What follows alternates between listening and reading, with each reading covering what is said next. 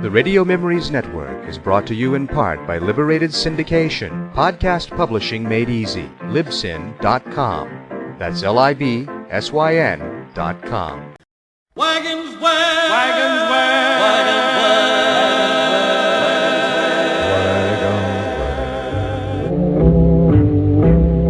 Rollin', rollin', rollin', rollin', rollin', rollin', rollin', rollin', wagons west are rollin'. Well, folks, today we're going to take you on a little trip down nostalgia lane. Okay, you are 10 years old, you're standing in front of the local theater, you've got a quarter in your pocket, and you look up on the marquee and you see The Phantom Rider, starring... Well, who would you like for it to star? How about Dennis Moore? Remember Dennis Moore? Great character actor. The Westerns.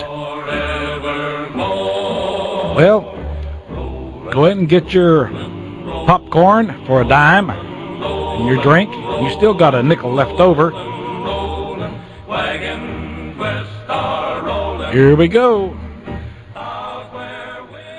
Frontier Gentleman was a radio western series heard on CBS from February the 2nd to November the 16th, 1958. It's about an Englishman's account of life and death in the West. As a reporter for the London Times, he writes his colorful and unusual accounts. But a man with a gun, he lives and becomes a part of the violent years in the new territories. Starring John Denner, this is the story of J.B. Kendall, Frontier Gentleman.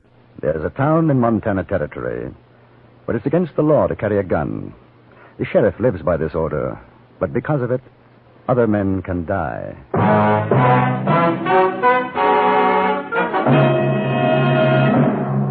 Frontier Gentleman.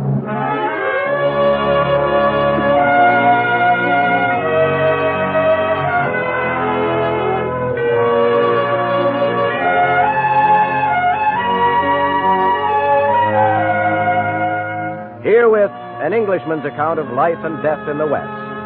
As a reporter for the London Times, he writes his colorful and unusual accounts. But as a man with a gun, he lives and becomes a part of the violent years in the new territory. Now, starring John Denner, this is the story of J.B. Kendall, Frontier Gentleman.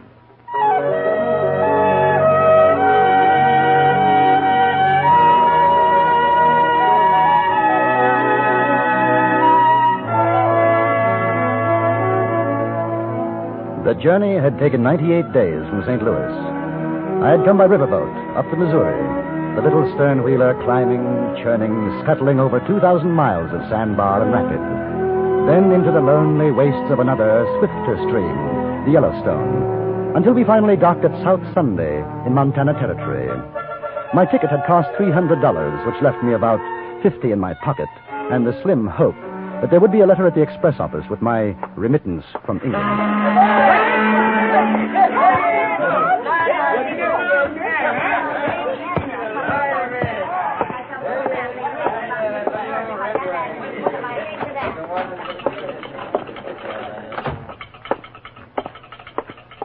Afternoon. Just in off the boat? Right. I wonder if there's a letter for me, J.B. Kendall.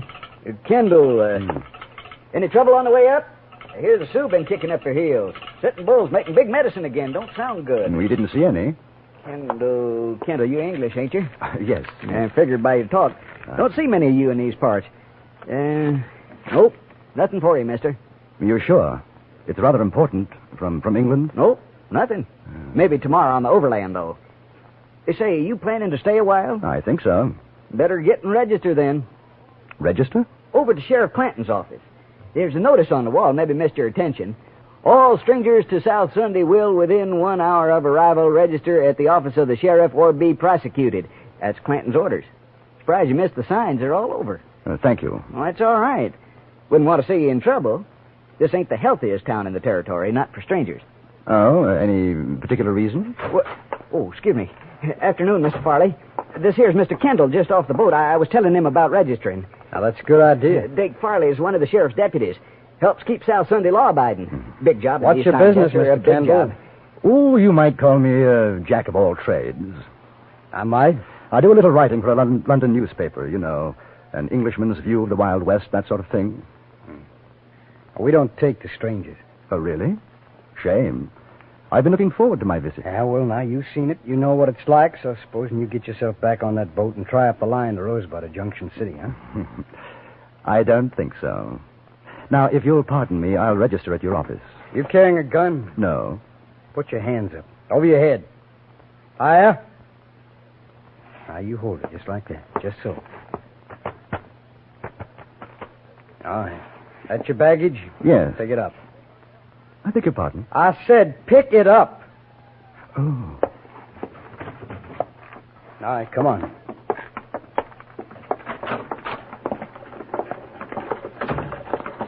Tell me, Mr. Farley, how did your town get its name?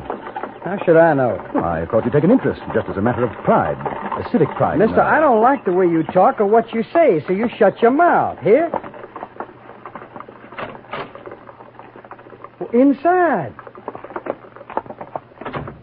Where you been, Dake? I've been checking on this fella, Frank. He just come in off the boat.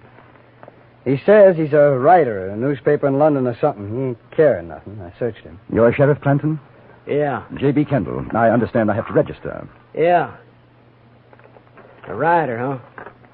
You want to write about South Sunday? I might. How come? As a matter of fact, the name intrigued me. You kidding? No, not at all. I write about the West, and you're in the heart of it. From what I understand, there might be trouble brewing with the Sioux and the Cheyenne. I'd like to be here if it blows up. What's the name of your paper?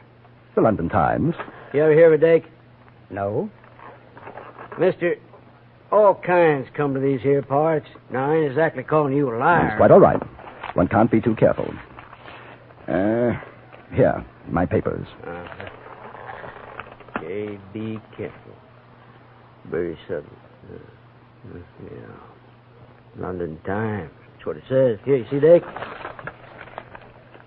Yeah, that's what it says. Any other strangers get off the boat with him? No, just him. Well, you sound all right to me, Mr. Kendall.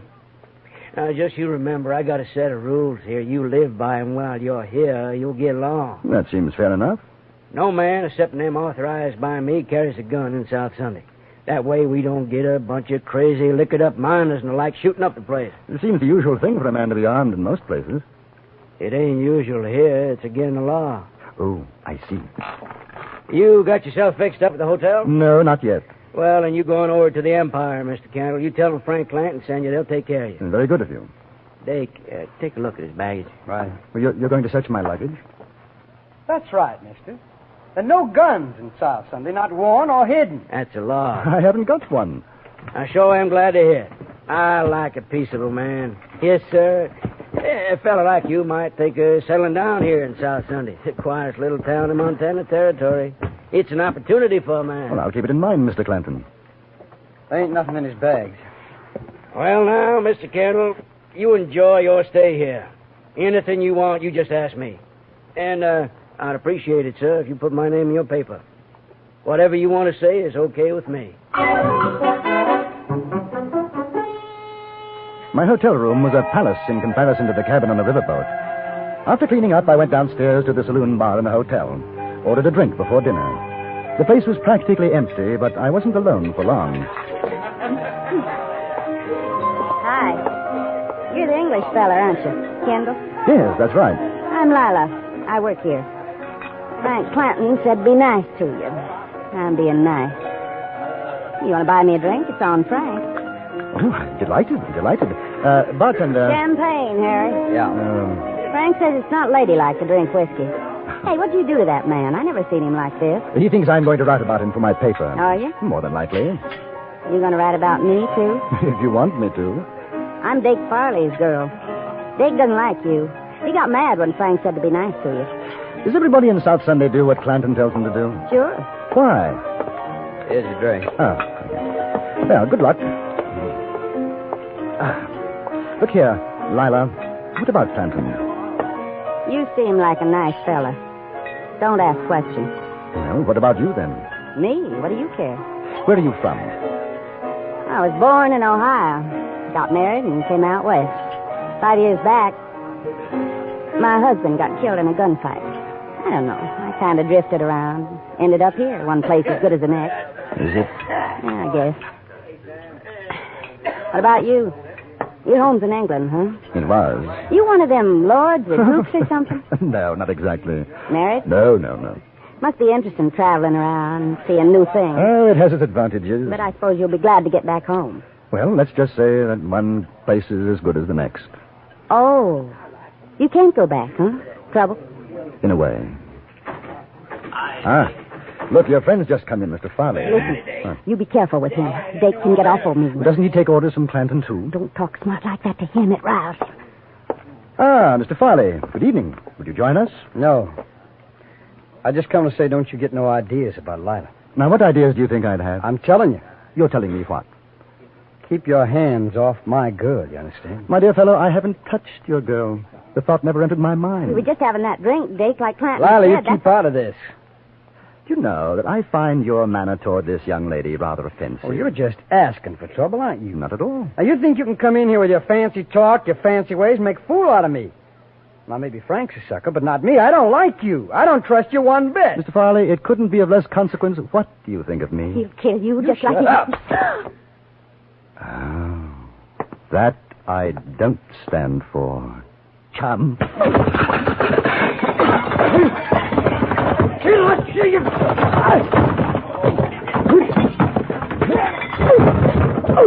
Oh, my God. Imagine it's broken. Now, if you don't mind, I'll relieve you of these. A chap of your disposition has no right running around with even one gun, let alone two. Hand up, will you? You should have killed him. What on earth for? Listen, there's two more besides Dake and Clanton. They'll get you. You won't have a chance. I think you'd better clear out before Mr. Farley starts bleeding. He's not going to be in a very nice mood. Where are you going? Down to Mr. Clanton's office. I've got to have a little talk to him.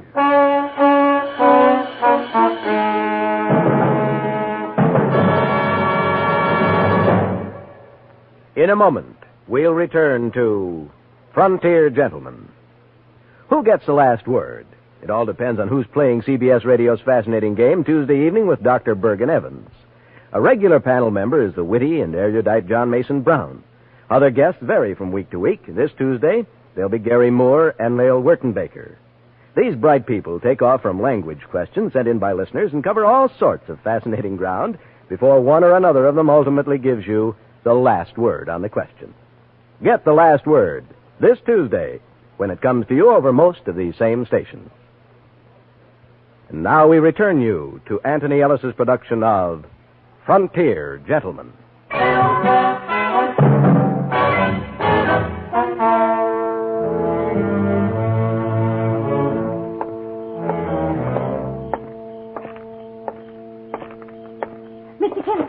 Mr. Kendall, wait. Oh, you can't go down there. Dake went out the back. He'll have told Clanton by now. They'll be waiting. Well, that's all right. What's the matter with you? You want to die? Of course not. If you're gunning for them... Gunning for who? I'm not gunning for anybody. Then why are you going to see Frank? Well, I told you I would talk to him. Talk. Listen, you've got to get out of town. My dear girl. Don't you know who they are? Should I? You don't know what you've done. Quick, this way. She took my hand and ran back up the street. We ducked down a narrow alleyway, up a rickety flight of stairs, which was the back entrance of the Empire Hotel, then along a musty corridor, past my room, and into hers. I don't think they'll think of looking for you here. Your friend, Mr. Farley, is going to be quite upset if they do. His name's not Farley. Clanton isn't Clanton. They're the Shelton boys. Shelton? The New Mexico Shelton boys? There's 4 of them. Brothers. What are they doing in South Sunday? Hiding out from Billy the Kid. Dake killed one of Billy's men. Billy swore to get them all for it. That's why Frank won't let anybody carry a gun. How do you know all this? It was my husband Dake killed. Harry joined up with Billy for excitement, I guess. One time he was gone out of town 3 months. I was lonesome. I met Dake. When Harry came back, they had a fight over me. Dake outdrew him. We ran away together. And you thought I'd come after them, that Billy had sent me? They'll think it, too, now. Lila, who made Frank sheriff here? Nobody. There wasn't one when we came. He just took over. Funny thing is, I guess he's a pretty good sheriff. He's quit the old ways and likes it here. Why have you told me all this? I don't know. He talked with me like I was a lady. Indian treats his squaw better than Dick treats me. Maybe I wanted to see you finish him. It's not going to be very pleasant for you anymore. Pleasant? Oh, mister, you got a funny way of saying things. Lila, is there anywhere you could go? Friends? In South Sunday? What about home? I mean, Ohio. Home. Know what it'd cost to get there? I got no money. But if you could. If I could. I had nice folks. I don't even know if they're alive or dead. But I'd sure like to take a chance and find out. Well, Lila, we'll see what we can do. Where are you going now? I had that talk with Frank. Do you know how to use a gun? Yes. Take this one. Lock yourself in after I've gone. You keep it. Huh?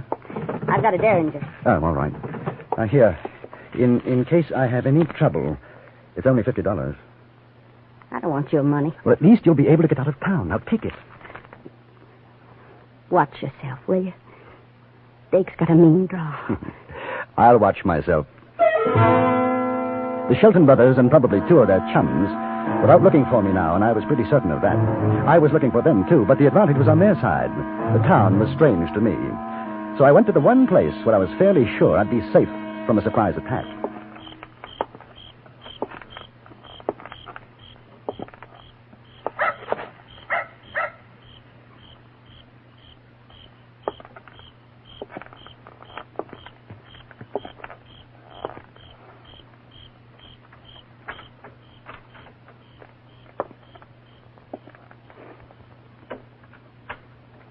Sheriff ain't here. What are you... Careful. Keep your hands where they are. You're Kendall? I'm Kendall. Billy the Kid sent you. Now listen, You may very slowly, carefully unbuckle your gun belt and let it drop to the floor. If you try to be foolish and brave, I shall be delighted to shoot you in the stomach. Not me, Mr. Kendall. You see, just like you say. Which Shelton are you? Monroe. Very well, Monroe. I wish you to walk to that cell in the far corner, go in, and close the door behind you. You will then stand with your back to the door. You wouldn't kill me. Oh, yes, I would.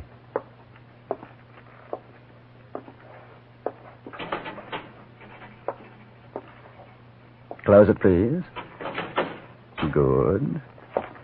Turn around, please.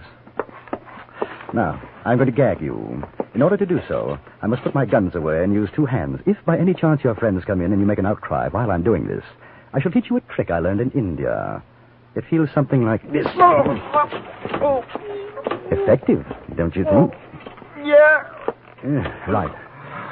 Now, head close to the bars, please. Oh, by the way, how many are there looking for me? 2?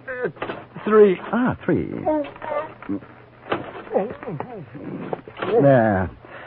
Now, we'll make ourselves comfortable and wait for your brothers.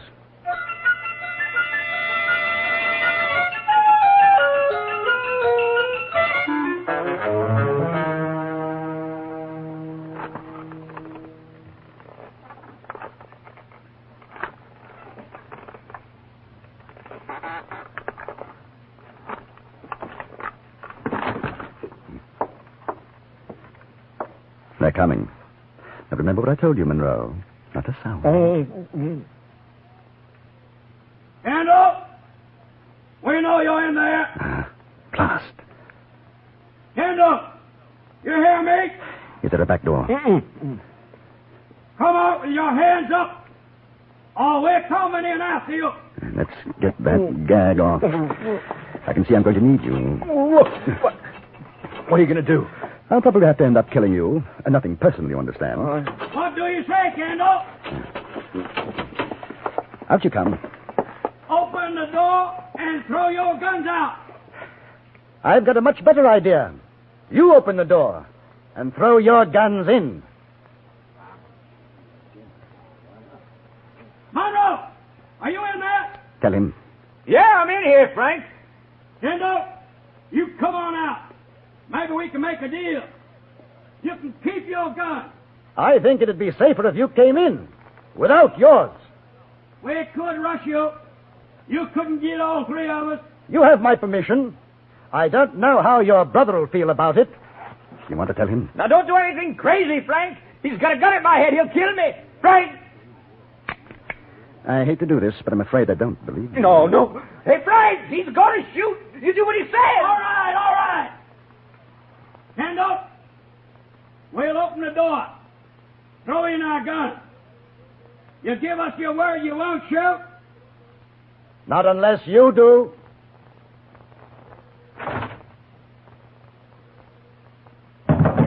One, two, three. Any more? No.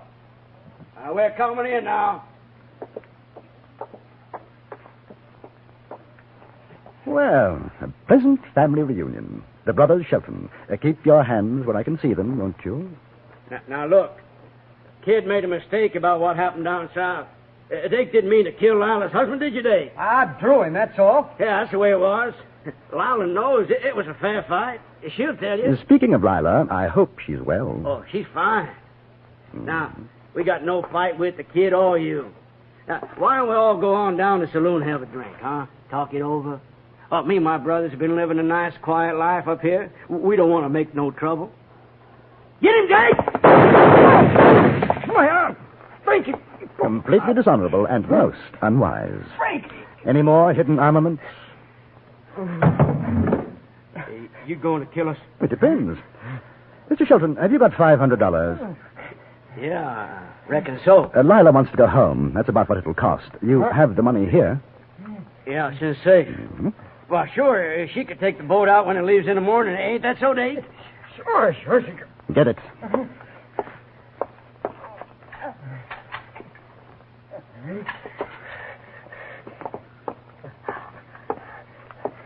Good. That settles the account. Now, all of you, get into the cell. Oh, incidentally, until this evening, I had no idea who you were. And I've certainly never met your friend, Billy the Kid. I thought you'd like to know. Hey, what about Dake? He's got to have a doctor or he'll bleed to death. He probably will. I'm going back to the hotel. If Lila's all right, I'll send a doctor. If she's not, we'll find an undertaker.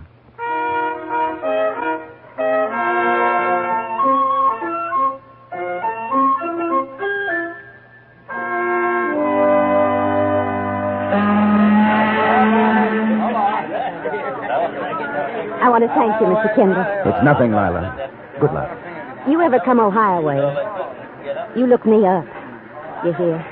I'll remember that. Oh. You're a gentleman. I'll never forget you. Goodbye.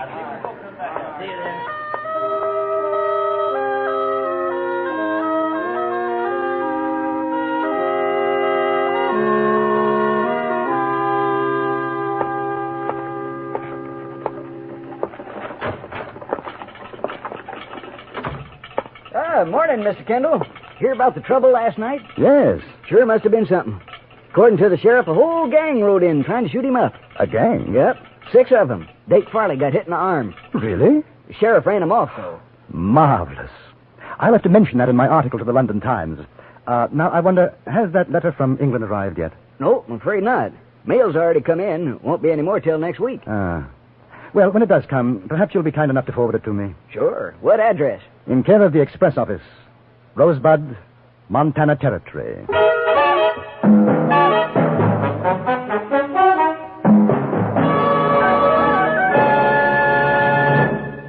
Frontier Gentleman was written, produced, and directed by Anthony Ellis and stars John Daner as J.B. Kendall.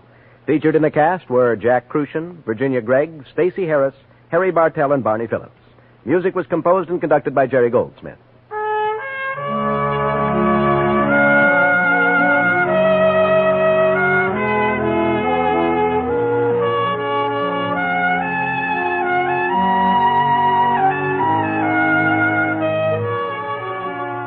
Join us again next week for another report from the Frontier Gentleman.